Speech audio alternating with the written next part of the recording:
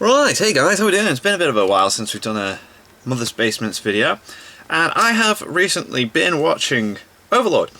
Now, I watched Overlord Season 1, like, very close to when it originally came out, and then I just didn't bother with Season 2, and then Season 3 has been recently running, and then I just thought, so why did I start watching Overlord? So, as soon as I started watching Season 2, I was like, yo, this is awesome! Watched the whole thing, and now I'm watching Season 3 every week as it comes out on Crunchyroll. It's awesome. Overlord is a very interesting anime that stands out from all these others, because it's like, it came out when like all these isekai things were there, and all the similar shows like Is It Wrong to Pick Up a Girl in a Dungeon, which isn't an isekai, is not an isekai, but has very similar traits to it and a feel like Overlord does with the settings and that. And I think I just watched Overlord while watching all the other things and then forgot about it, and then it's still going, and I was like, well, if it's still going, there must be a reason for it. It's very good, the characters are good, the world that it builds is good, it doesn't just focus on the main character, like, everyone in it is really interesting, has their own stuff going on.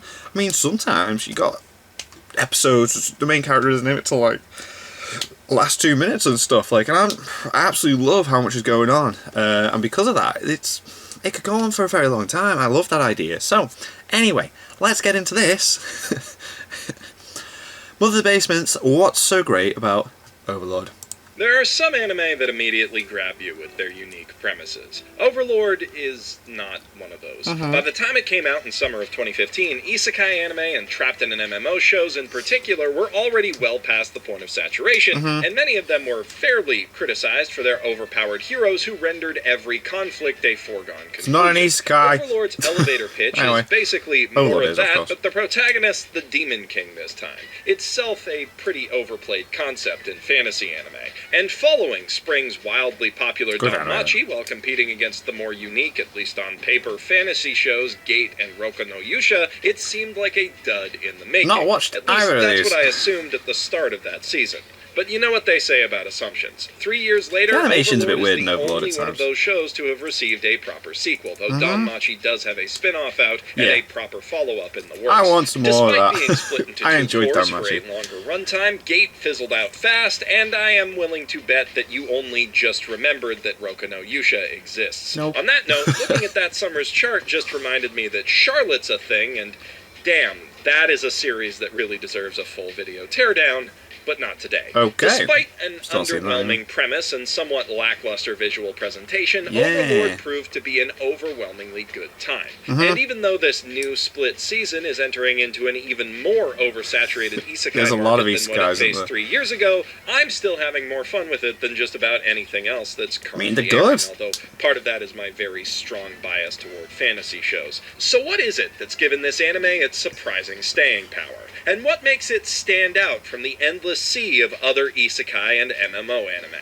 It's time to find out what's so great about Overlord. Alright. If you asked me to name one thing about Overlord that I love the most, my answer would come easily. The characters. Yep. Between villagers, adventurers, criminals, Everyone's politicians, interesting. noblemen, and all of the bosses and monsters in Nazarick, this show has an absolutely massive cast of main Yep. and supporting characters. And while I can't name all of them off the top of my No, head, no. there are dozens that I can recognize at a glance because they stand out Cocytus. as unique, interesting individuals. Remember his name? Especially the many Alfredo. faces that populate the Great Tomb of Nazarick. In lore, each Demi is guardian just of cool as Nazarick's well. personality and design was lovingly crafted by one of the members of Ainz Ul Gon, reflecting to some extent those players' unique tastes Shaltier. and personalities, and you really feel that from how they act and express themselves in the anime. The writers really got into the head of the characters who wrote these characters. They're basically a pack of top-tier Power Rangers villains, each with their own funny quirks and distinctive personality traits that set them apart from the rest, all jockeying to curry favor with the Supreme Overlord, who is also a fantastic character in his own right. Yeah, he's great. Unlike almost every other isekai anime protagonist, Suzuki Satoru, the sad Japanese salaryman behind Momonga, aka Ainz That's Ul all Gon, good. comes off as genuinely socially awkward, the kind of guy you'd believe has no friends in real life and spends all his free time in an MMO. And he'd honestly make for kind of a crappy wet blanket protagonist if it weren't for what I think is Overlord's most ingenious plot conceit.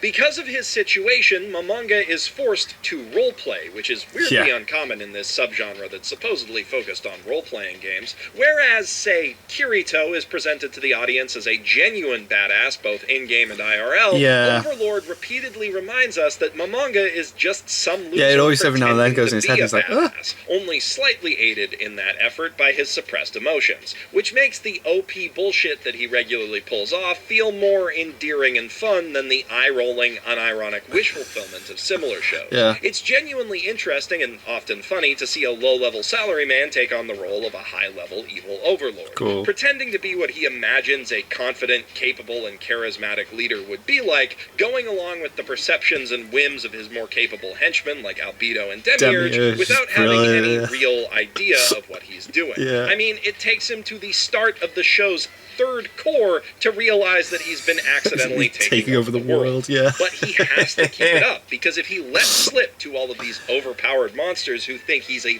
literal god, that he's just a guy, who knows what that was amazing. And it's the fact that they undeservedly hold him in such high regard is a source of some pretty stellar comedy. Like how Demiurge is constantly coy about his plans when Momonga asks him, because he knows his mighty, brilliant overlord is already 12 steps ahead of him, when in reality the overlord is only vaguely aware that there's a plan at all. The series clearly recognizes how fun this dynamic is, because in the second arc it has him start role-playing as a second character, the stoic adventurer Momon. He's a weak, regular human pretending to be a spooky, scary skeleton, pretending to be a strong, heroic human.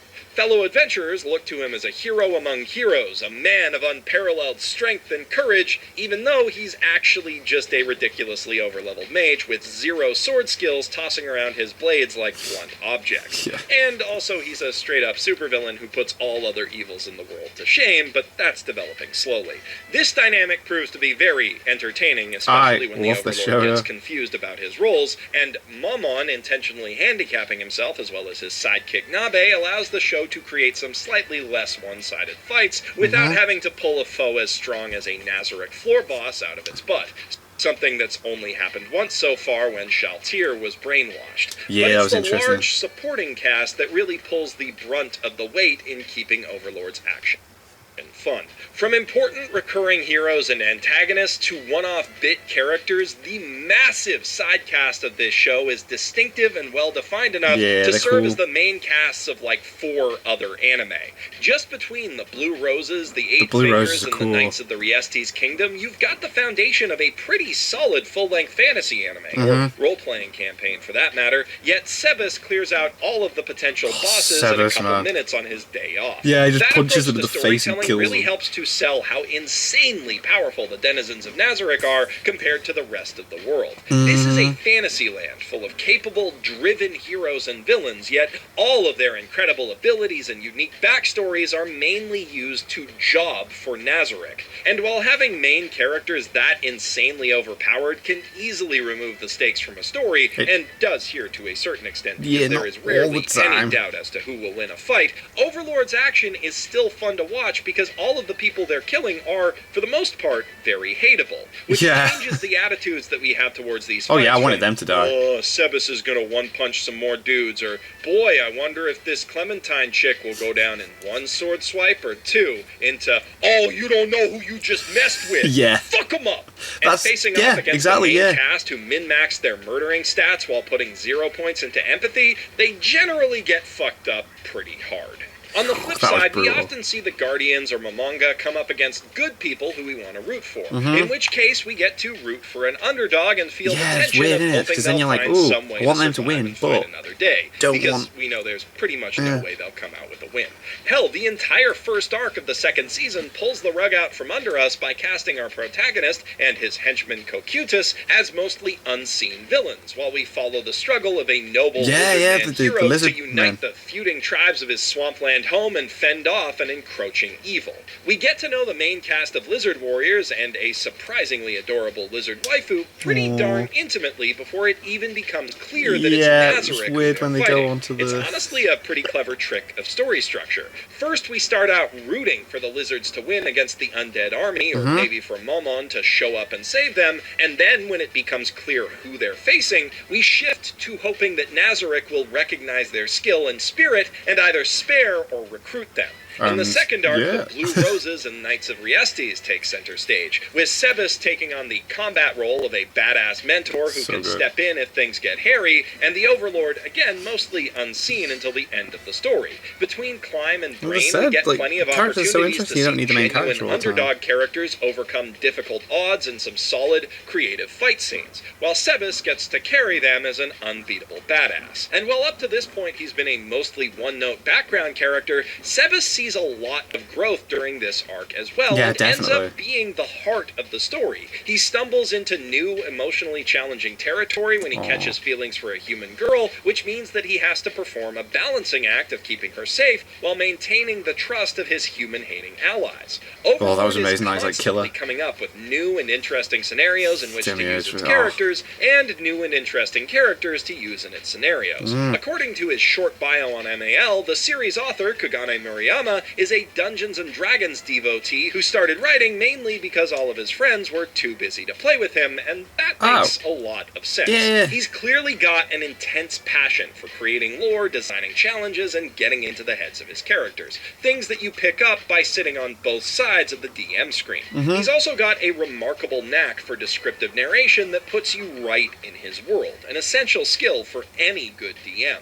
That skill is mostly lost in the anime adaptation, but definitely comes through clearly in the light novels, which you can read on Bookwalker, but we're not quite there yet. The entire character concept from the manga echoes that experience. He takes on the role of both Overlord, or DM, and player at various points throughout the story, and he's got a strong devotion to preserving the concepts and ideas that he and his friends created for Nazarick, which is essentially a big role-playing campaign that they made within the world of the game they were playing. I love the whole idea that like his mates made these characters and they have their characters. It makes you wonder if some of the incredibly detailed lore and character backstories we see in Overlord aren't recycled from past campaigns that Murayama that would be cool, wouldn't it, if they are? Either way, despite focusing on a large rotating cast of characters instead of on a single party, Overlord definitely gives off the personal, handcrafted feel of a really good tabletop campaign. Every story arc feels like a really well-planned quest, designed around the characters who are going to be involved in it and set up to give them some really cool surprises, which is kind of the perfect format for the tighter constraints of an episodic light novel publication.